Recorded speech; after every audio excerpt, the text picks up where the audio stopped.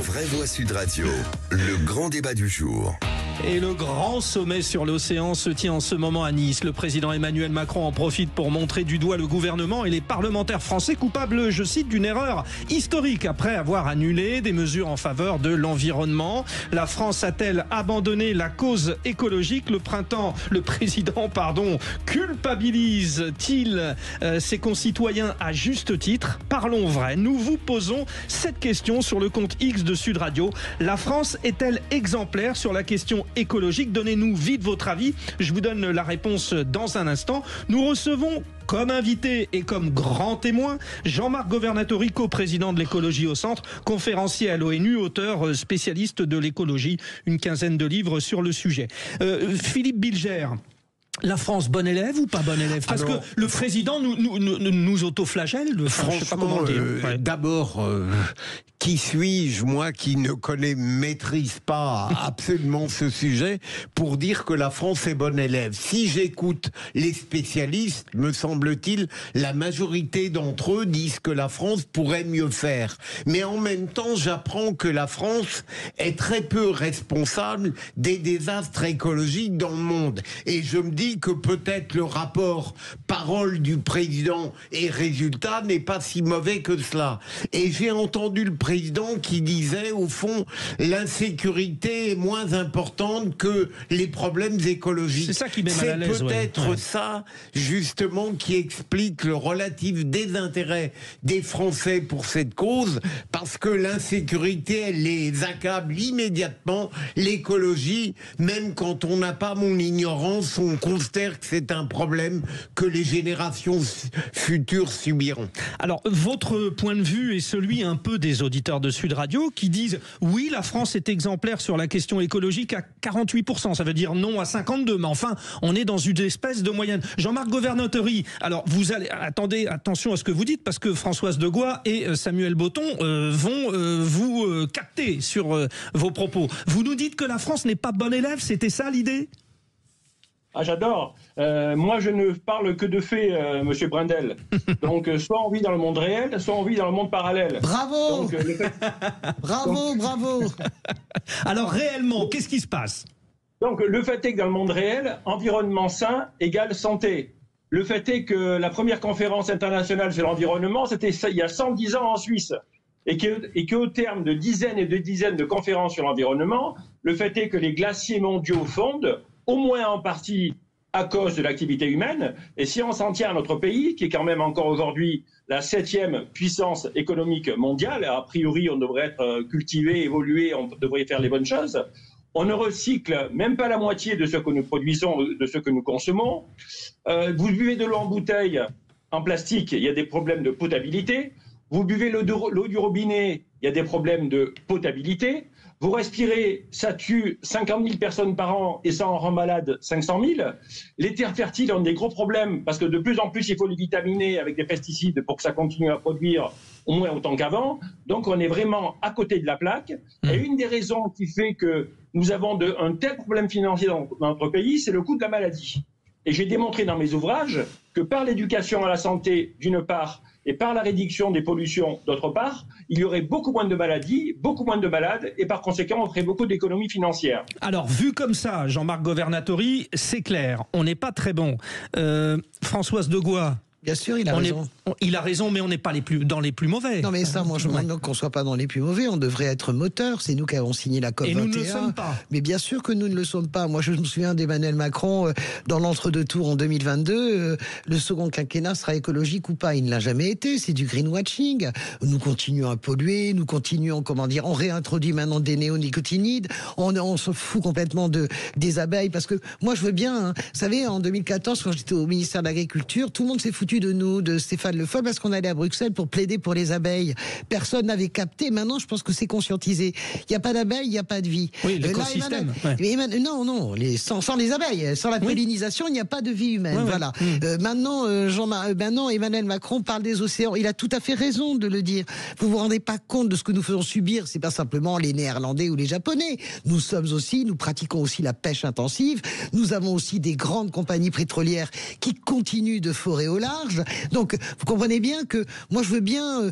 Je comprends quand Emmanuel Macron dit l'écologie, c'est plus puissant que l'insécurité. Il a raison. Oui, mais enfin, c'est bête d'opposer les deux. Non, mais c'est pas un problème d'opposer les deux ou pas opposer les deux. La question est qu'à un moment donné, je vous assure, nous ne maîtriserons plus rien. Ok, l'insécurité, c'est un vrai sujet, mais l'écologie, c'est notre vie. Vous allez voir quand vont se poser les problèmes d'alimentation, quand vont se poser les problèmes qui se posent déjà de guerre de l'eau. Vous allez voir où ça va passer les préoccupations de PIB et de ce que vous voulez quand les questions de survie humaine vont se poser, et ça n'est pas dans si longtemps. Bon, quand je dis c'est bête, c'est plutôt dommage, le mot précisément. Non, mais c'est dommage d'opposer l'insécurité et le climat, Samuel Botton. Enfin, sur les propos d'Emmanuel Macron. On va dire que c'est une maladresse de parole. Après, sur la question de la France et de l'écologie, on est un élève moyen qui travaille dur mais qui n'a pas les résultats escomptés. C'est-à-dire aujourd'hui, si vous prenez l'ensemble des classements, on a une moyenne d'une 12e place. Ceux qui mènent la danse et vers qui il faut regarder, malgré leur spécificité, c'est aujourd'hui les pays du nord de l'Europe.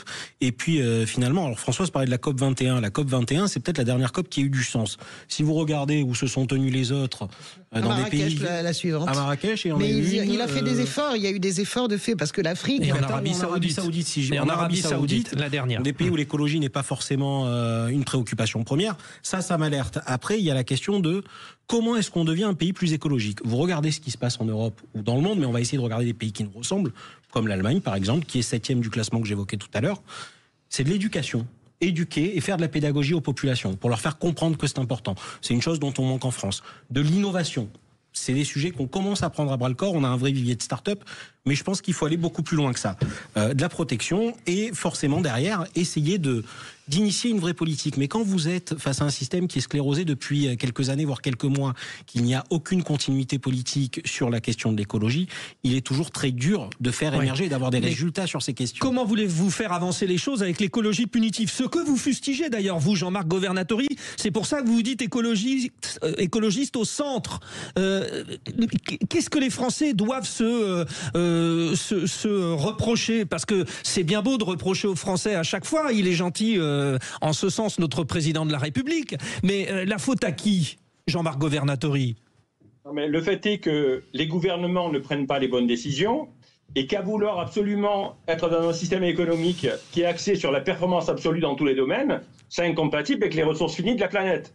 Donc à un moment donné, il faut se dire la vérité. Nous sommes sur une planète où l'acier est en quantité limitée, où les terres rares, par définition, sont en quantité limitée, que tout est en quantité limitée. Donc, mépriser à ce point, par exemple, l'économie circulaire qui fait qu'on répare tout, on recycle tout et on réemploie, ce qui, d'une part, crée du lien social, d'autre part, qui a du pouvoir d'achat et forcément réduit les pollutions parce qu'on utilise moins de matières premières et on fait du déchet une matière première. Que l'économie circulaire soit méprisée à ce point dans la 7e puissance mondiale, ça me pose un gros problème. Il devrait y avoir des ressourceries et des recycleries dans tous les quartiers de France, monsieur Brendel. Bon, alors 0826 300 300, avant Philippe Bilger, Baptiste au téléphone, Baptiste, notre auditeur fil rouge depuis Boulogne-Billancourt. Qu'est-ce que ça vous inspire, vous, Français, mauvais élèves? Vous vous sentez mauvais élève, vous, Baptiste? Alors non, moi je me sens pas mauvais élève à titre personnel. En revanche, oui, notre classe politique est complètement à la rue. Voilà. Et en ce qui concerne Emmanuel Macron, c'est encore une fois la foire au renoncement et c'est la foire aux mauvaises décisions. C'est-à-dire que venir aujourd'hui se targuer de pas avoir de leçons d'écologie à recevoir de qui que ce soit, quand on a réintroduit le glyphosate, quand on a subventionné, perfusé l'avion aux dépens du train et la bagnole aux dépens du vélo, quand on a réintroduit les néonicotinoïdes, Françoise en parlait tout à l'heure, c'est évidemment catastrophique. Il y a aujourd'hui en France, pour faire écho à ce que disait Jean-Marc Governatori, il y a une épidémie de cancer en France depuis une quinzaine d'années. Tous les spécialistes et tous les médecins le disent, et ils sont tous à peu près d'accord pour dire que les néonicotinoïdes et les pesticides sont certainement la principale raison de l'explosion de certains cancers, notamment le cancer du pancréas. Le caractère cancérogène, effectivement. Ouais, exactement. Et donc, venir aujourd'hui dire j'ai pas de leçon d'écologie, ce qui revient à dire j'ai pas de leçon de santé à recevoir de qui que ce soit, C'est à l'image de Macron, c'est à côté de la plaque, c'est complètement à côté de la plaque. Bon, Baptiste, vous restez avec nous, Philippe Bilger. Jean-Marc, finalement, non pas que je veuille faire de mon ignorance un cas général, mais je me demande pourquoi les Français ne sont pas aussi passionnés que vous l'êtes par la cause écologique. Est-ce que, comme disait Keynes, à la longue, on sera tous morts et ça nous intéresse pas aujourd'hui? Ou est-ce que ça n'est pas paradoxalement le caractère qui, pour moi, paraît très limité de l'écologie sans être capable d'influencer toutes les couches de l'action publique? Jean-Marc Governatori. Quelque part, le politique, il devrait montrer la voie, il devrait accompagner, il devrait stimuler, mais il est clair que le politique, il préfère la démagogie à la pédagogie. C'est ça le problème de fond. Et il y a effectivement, comme le disait le monsieur tout à l'heure, il y a vraiment un problème fondamental d'éducation, éducation à l'environnement, éducation au numérique, éducation au savoir-être, éducation à la santé, c'est la base de tout. Et c'est clair que si vous compilez des millions de bonnes décisions individuelles, comme par exemple tout simplement réduire sa consommation de viande. Je ne dis pas que tout le monde soit végétarien comme moi, mais si par exemple nous décidions de simplement réduire notre consommation de viande rouge, qui est particulièrement problématique pour le climat, éventuellement pour la santé, et votre médecin vous le confirmera, eh bien ce sont des petits actes qui font de grandes différences à la fin, parce qu'on est quand même 68 millions en France. Autre intervention, Françoise Degois.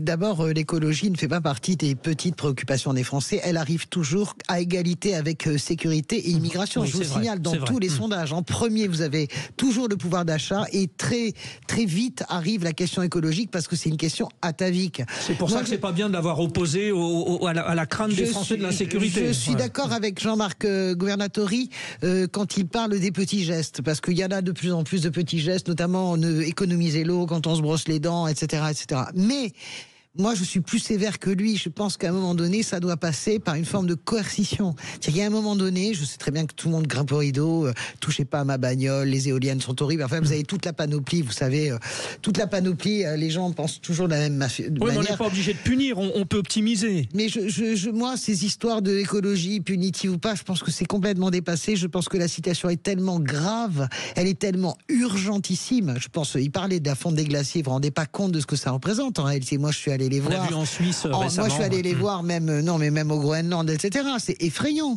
en fait. Donc, la situation est tellement urgente, je serais assez d'avis d'avoir des mesures coercitives sur des petits points précis. Je sais pas ce qu'on pense, Samuel Botton.